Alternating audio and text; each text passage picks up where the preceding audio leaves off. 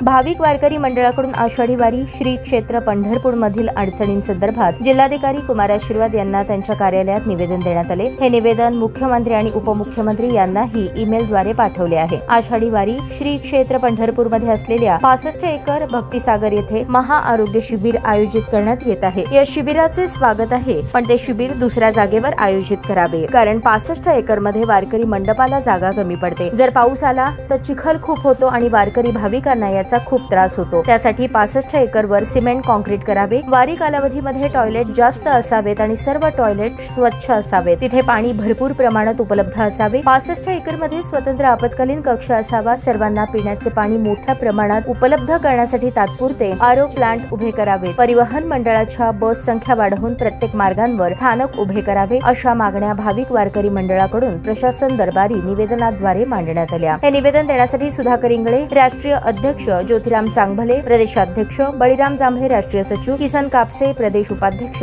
मोहन शेळके प्रदेश सचिव, तुकाराम भोसले महाराज आदी पदाधिकारी उपस्थित होते।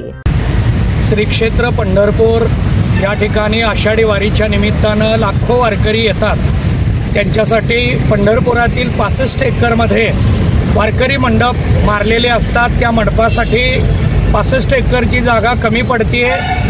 शासन त्या ठिकाणी महाआरोग्य शिबिराचं आयोजन करत आहे।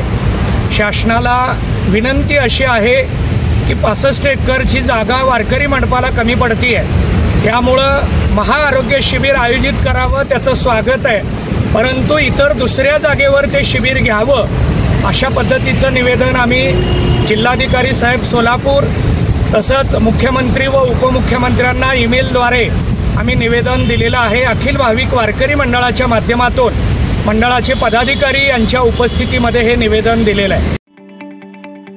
ताज्या बातम्या पाहण्यासाठी प्राईम महाराष्ट्र न्यूज चॅनलला सबस्क्राईब करा।